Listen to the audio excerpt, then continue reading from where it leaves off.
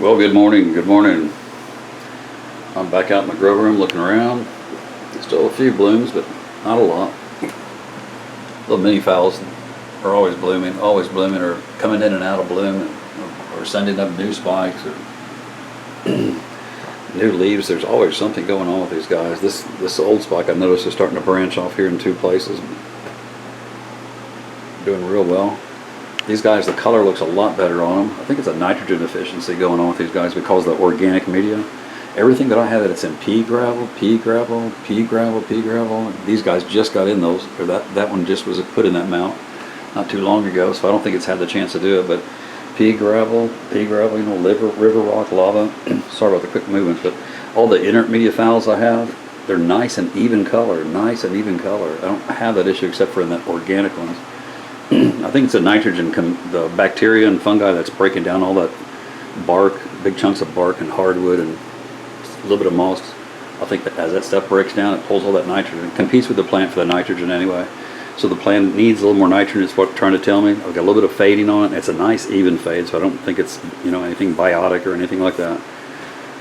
little edging on that side of that, a little chlorosis, a little darker edging on that one maybe. So probably magnesium as well, which would stand to reason.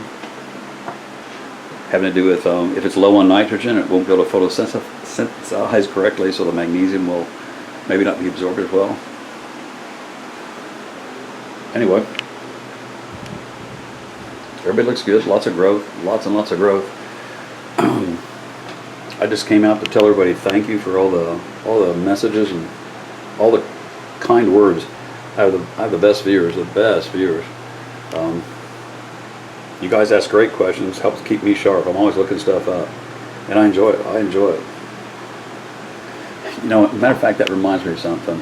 I wasn't planning on saying this today, or talking about this even, but I get this all the time in my messages, is what's with those dots when you make comments, when you type, what's with all the dots in your comments? Several people have asked me what type of software I was using, and I didn't understand what they were talking about. I guess they think I'm talking into a machine and it types for me, types my response like that because of how it comes out like that. Not necessarily. It's I think it's because of, it's just something I've developed over a period of time because of my issue. I think I try and if you took a pair of gloves and put them on the wrong hands and then started trying to type, that's, you know, I mean, some like furry leather gloves or something, you know, something for snow, put them on the opposite hands and try and type. That's what it's like trying to type. It's just difficult. It's hard for me to get. It takes a long time too, especially a long answer. It takes quite a while for me to type. It's difficult with the Parkinson's and stuff. When you see me on camera, I'm having a good moment. I'm not having that issue, but off camera, I'm having issues. I struggle with it. It's only when I'm having a good day and not having issues that I can come on and do something like this. Regardless, that's why I think, because I can't use it saves me time. I've cut out all the unnecessary words and thrown in a few spaces, probably because it's easier for me to type it that way, the way it just comes out. I'm not sure if that's a good explanation or not, but it's not a machine that does that. No, that's actually me. That didn't draw me in. Look at the growths on it. I put a stake in there, a little stake, baby stake in there to help pull them back because the growths were starting to lean out a little more, just to help train them in, keep the plant a little tighter in the pot if I can. Space is going to be a hot commodity here in another week when we head outside and start filling up the shade house. I have a feeling it's a huge growth on that Banfildera. Wow. But yeah, space is going to be isn't going to be cheap out there. All the plants have really gotten some size to them. That's something else I've never really spoke about. But when I brought my plants in last fall, it was a big, you know, I had to make a decision as am I going to leave them in growth mode, or am I going to put them into flower mode? You know, give them a cool winter rest like everybody says you're supposed to do. Instead, I decided to go the other route. I went growth mode. The main reason I made that decision is most of my plants were bag babies or from flasks last year or rescues. They're all very immature plants. I probably would not have gotten that many blooms to begin with. Probably not. I did get a few blooms. I showed what few blooms I got, I know.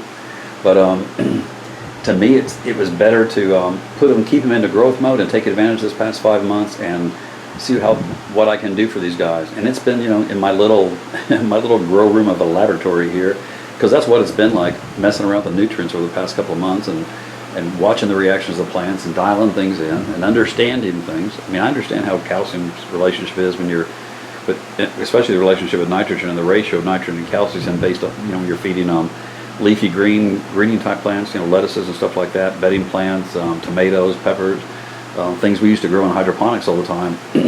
That stuff takes a lot of calcium, a lot of nitrogen, and the ratio's high. Orchids, again, I'm the first one to raise my hand and say I don't know squat about growing orchids. Excuse me. I'm new to all of this, and I don't know anything about growing them. So, the only thing I knew about orchids was they took very pure water, they get very low nutrients, and didn't like a lot of strong stuff. So, to me, I assumed the calcium levels and everything else were very tiny also, but I'm finding that to be completely the opposite. Not so much the nutrient the quantity or strength of nutrients that they receive, but what percentage of that is calcium. I'm changing the way I think about growing and changing the way I'm thinking about how my orchids are growing based on that, based on observations with plants and the growth coming out, how they're responding. Look at the size of some of these growth. This one has grown. It grew two new canes. This one did 2 new canes last fall or this past winter. They've gotten full size and bloomed. It has 2 more coming out. I mean, look at the size of them. This one, these are the same thing, those Cattleya mock spots. This one grew 2 also, bloomed, and it now has 2 more coming out also. And that's all since we've been inside. So what I got in exchange for all my blooms were 1 or 2 at least full-size mature growths on all my plants. Maybe not blooming, but full-size mature growths on all the plants. And most of them are working on a new set of doubles or triples even in some cases. But everything is growing, and all my plants are going to be much, much larger than they would have been this time had I not done this right now. And my plants would also be very, very weak going outside into the heat, higher temperatures, more light, etc., extreme conditions, lots of rain and everything else. After sitting here for a long, long winter rest, they would not be quite as strong, I don't believe. Not in the condition they were to begin with. I'll put it that way. I mean, this fall, now that might be different. This fall I'm going to have much, much larger plants. They're going to be much more nutritionally balanced and probably would be expecting quite a few more blooms, I would think. So this fall, and also it would give me a huge break. It would give me a big break to not have to take care of them in growth mode. It's a big difference in the amount of work. The amount of work's been incredible in here. Ask my wife, who helped me when I was sick for so long. Ask her how it was. So because of that, that's why I left them in the growth mode, because it really paid off. To me, it really, really, really paid off. Other than the fact that I've probably outgrown my shade house now, but other than that, yeah, I think it was well worth it. I'll get plenty of blooms coming up, I think, this fall. So we'll see. A lot can happen between now and then, so I don't want to. I see a twisted leaf, so that's all I'm doing. Moving stuff back around, helping the plant out. Sorry. But that's about it. I'm just going to get back to feeding. I've got some of the plants out there soaking in the shop.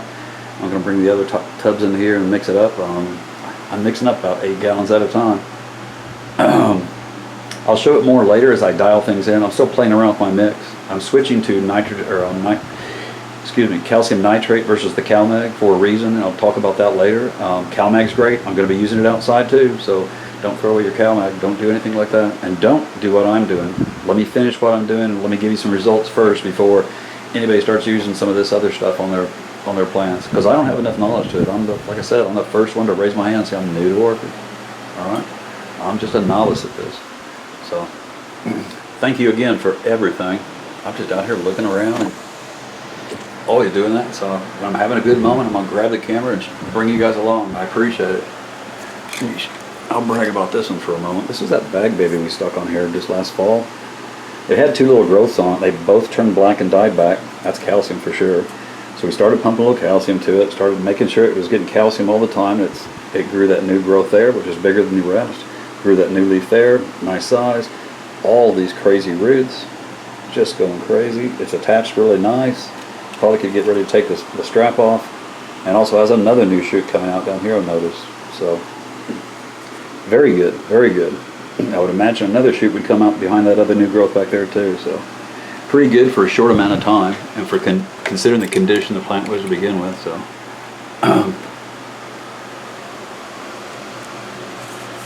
it's crazy how, even though it looks like the plant is sick, it's gnarled, it's a twisted type of cat. I can't do anything to get these leaves to change.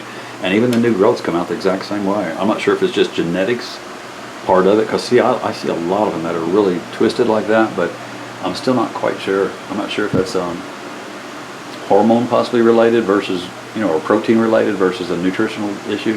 I'm not quite sure. I'm still trying to figure things out, but it's growing really well. Color's good on it. Plants really turned a lot better color since the nutrition's been changed on it. And everybody else is growing, so if it's not broke, don't mess with it, right? A big cane coming out of the dendrobium. So anyway, if I don't go now, I'll just start swinging y'all around and showing you all kinds of crazy stuff. So thank you very much for everything, and I guess I'll see you in another couple of days. Have a wonderful afternoon.